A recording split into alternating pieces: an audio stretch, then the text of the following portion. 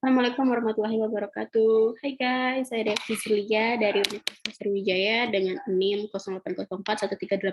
08041381924052. Di sini saya akan sharing tentang studi kasus, cekaman dan kelebihan dan kekurangan dari air. Langsung saja, apa itu dampak dari kelebihan air dan apa itu dampak dari kekurangan air? Kelebihan air pada tanaman itu membuat tanaman lebih mudah terserang penyakit. Tanaman yang dapat merugikan pertumbuhan tanaman bahkan membuat tanaman itu mati. Dan untuk kekurangan air, cekaman kurang air merupakan salah satu cekaman lingkungan yang dapat menyebabkan penghambatan pertumbuhan dan perkembangan tanaman serta penurunan hasil serta dehidrasi pada tanaman.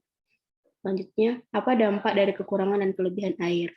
Nah, pada kekurangan air, tanaman yang kekurangan air akan mengalami pertumbuhan yang melambat, artinya tanaman akan mengalami penurunan produksi juga dari hasil pembuatannya. Tanaman berbunga, pohon atau tanaman lainnya akan menumbuhkan lebih sedikit tunas baru dan menghasilkan lebih sedikit bunga yang seringkali akan gagal berkembang. Dan untuk yang kelebihan air pada tanaman akan menyebabkan tanaman mati. Hal ini bisa disebabkan karena akarnya yang membusuk. Maka dari itu, menyiram tanaman dengan teratur dan menggunakan air secukupnya bisa menjaga tanaman tetap subur dan sehat. Selanjutnya, apa fungsi dari air untuk tanaman? Jadi, fotosintesis juga dapat menjaga kelembaban tumbuhan agar tidak layu.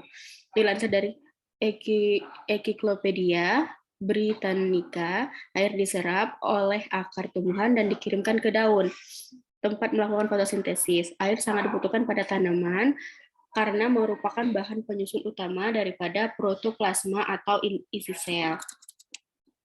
Di samping itu, air merupakan komponen utama dalam proses fotosintesis. Pengangkutan asimilasi hasil proses tersebut ke bagian-bagian tanaman hanya dimungkinkan melalui gerakan air dalam tanaman. Selanjutnya,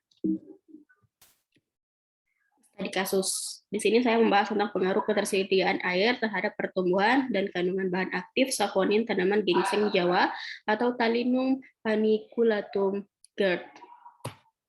Pendahuluan, di sini Talinum paniculatum ini merupakan salah satu tanaman obat yang potensial untuk dikembangkan penggunaannya. Di Indonesia, tanaman ini dikenal dengan nama daerah ginseng Jawa atau som Jawa, kalesom atau talesom. Umbi som Jawa berkhasiat sebagai obat penambah stamina, obat radang paru-paru, diare, haid tidak teratur, dan mencurahkan air susu ibu atau ASI, dan juga berguna sebagai anti-inflamasi. Air seringkali membatasi pertumbuhan dan perkembangan tanaman budidaya. Respon tumbuhan terhadap kekurangan air dapat dilihat pada aktivitas metabolismenya, morfologinya, tingkat pertumbuhannya atau produktivitasnya. Pertumbuhan sel merupakan fungsi tanaman yang paling sensitif terhadap kekurangan air. Kekurangan air akan mempengaruhi turgor sel sehingga akan mengurangi pengembangan sel, sintesis protein, dan sintesis dinding sel. Pengaruh kekurangan air selama tingkat vegetatif adalah berkembangnya daun-daun yang ukurannya lebih kecil, yang dapat mengurangi penyerapan cahaya. Kekurangan air juga mengurangi sintesis klorofil dan mengurangi aktivitas beberapa enzim, misalnya nitrat reduktase. Dan hasil dan pembahasan di sini, ketersediaan air akan mempengaruhi pertumbuhan dan perkembangan suatu tanaman. Pertumbuhan suatu tumbuhan dapat diukur melalui berat bering dan laju pertumbuhan relatifnya. Berat kering, pertumbuhan yang berupa biomasa total dipandang sebagai manifestasi proses-proses metabolisme yang terjadi di dalam tubuh tumbuhan. Biomasa tumbuhan meliputi hasil fotosintesis, serapan unsur hara dan air. Berat kering dapat menunjukkan produktivitas tanaman karena 90% dari hasil fotosintesis terdapat dalam bentuk berat kering. Selanjutnya, secara umum, semakin tinggi tingkat ketersediaan air akan menurunkan akumulasi berat kering tanaman, tetapi sebaliknya akan meningkatkan kandungan bahan aktif tanaman ginseng Jawa, yaitu saponin. Sebagai salah satu tanaman obat, yang menjadi pertimbangan akan khasiatnya adalah kandungan bahan aktifnya, sehingga untuk membudidayakan tanaman ginseng Jawa perlu dipertimbangkan segi kualitas bahan obatnya atau tingginya kandungan bahan aktif, atau segi kuantitasnya atau tingginya berat kering tanaman. Selanjutnya, ketersediaan air yang berbeda akan menghasilkan kadar saponin yang berbeda pula. Ketersediaan air yang rendah 40% memberikan kadar saponin umbi yang tinggi. Semakin tinggi tingkat ketersediaan air, maka kadar saponin umbi akan semakin menurun. Demikian pula untuk kadar saponin total. Saponin merupakan salah satu metabolit sekunder.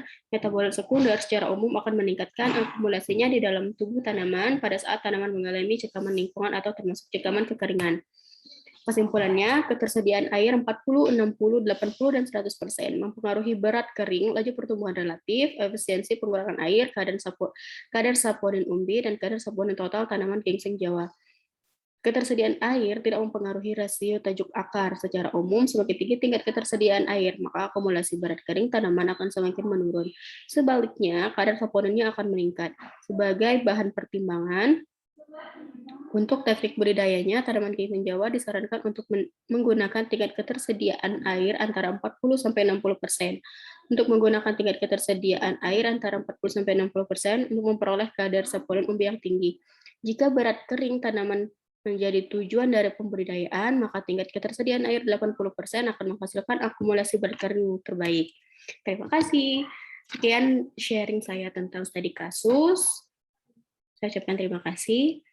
Assalamualaikum warahmatullahi wabarakatuh. Sampai jumpa.